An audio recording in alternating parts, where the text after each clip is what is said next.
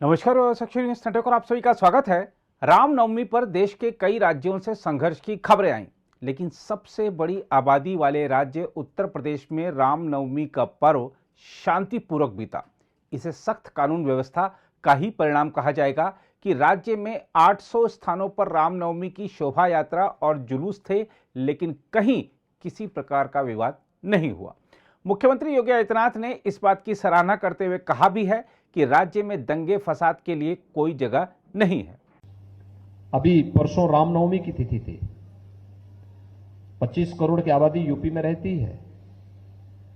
800 स्थानों पे रामनवमी के शोभा यात्रा थी, जुलूस भी थे, और साथ साथ इस समय रमजान का महीना चल रहा है, रोजा अफ्तार के भी कार्यक्रम रहे होंगे। कहीं भी कोई तू मैं नहीं हुई। दंगे फसाद की बात तो दूर है। ये उत्तर प्रदेश की विकास की नई सोच को प्रदर्शित कर रहा है कि अब दंगा फसाद के लिए कोई जगह नहीं, अराजकता के लिए, गुंडागिर्दी के लिए, अफवाह के लिए कोई जगह नहीं है। उत्तर प्रदेश ने रामनवमी के अवसर पर मर्यादा पुरुषोत्तम भगवान श्री राम की पावन जयंती के अवसर पर यह साबित किया है।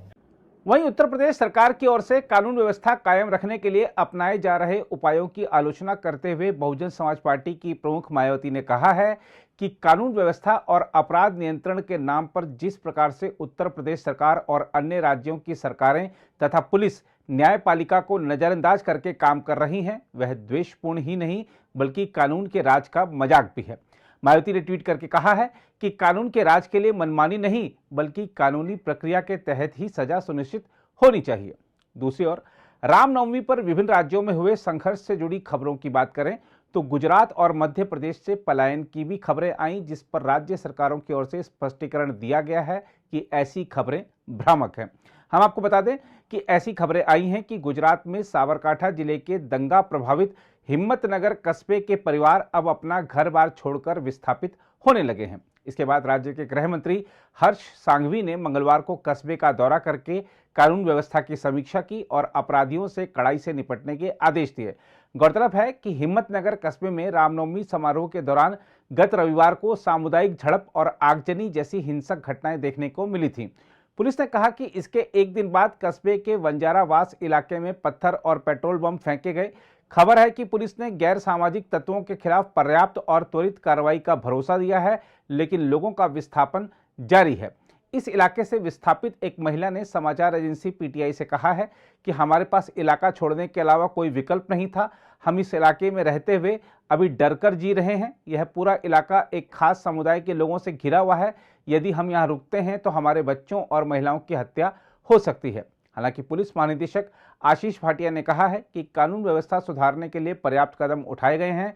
आशीष भाटिया ने कहा कि कस्बे में सांप्रदायिक झड़प से निपटने के लिए 2 कंपनी यानी 200 से अधिक रैपिड एक्शन फोर्स के जवानों को तैनात किया गया है।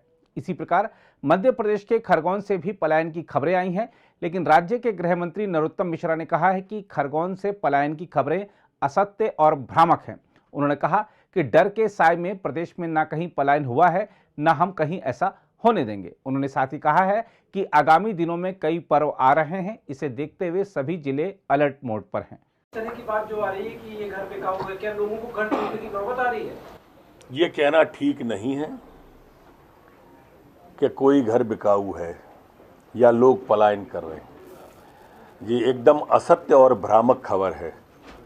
जिस मकान का जिक्र हुआ है वो मकान पर घटना से पहले ही लिखा हुआ था। जिले के अंदर इस कारण से कोई पलायन नहीं हो रहा है, न हुआ है, न होगा।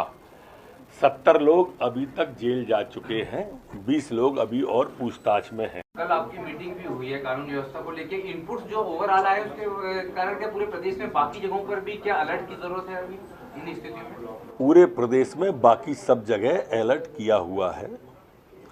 माननीय मुख्यमंत्री जी ने सभी सम्मानित मंत्रियों से कहा है कि अपने अपने प्रभार के जिलों में त्योहार को ध्यान में रखते हुए पूरी की पूरी एहतियात और प्रिकॉशन और चर्चा लगातार करते रहे। हम आपको यह भी बता दें कि मध्य प्रदेश सरकार ने खरगोन शहर में रामनवमी के जुलूस के दौरान हुई सांप्रदायिक हिंसा में शामिल लोगों से नुकसान की वसूली के लिए 2 सदस्यीय दावा न्यायाधिकरण का गठन किया है। एक अधिकारी ने बताया कि न्यायाधिकरण के गठन के लिए मंगलवार को अधिसूचना जारी की गई है। गौरतलब है कि रामनवमी के जुलूस के दौरान पथराव और आगजनी के बाद रविवार को पूरे खरगोन शहर में कर्फ्यू लगा दिया गया था। अधिकारियों ने मंगलवार को बताया कि हिंसा के सिलसिले में करीब 100 लोगों को अब तक गिरफ्तार किया जा चुका है। अगर आप भी लेना चाहते हैं देश दुनिया की तमाम जानकारी तो आज ही सब्सक्राइब करें हमारे चैनल को। साथ ही नीचे दिए बेल आइकन को जरूर दबाएं ताकि हर अपडेट आप तक पहुंच सके।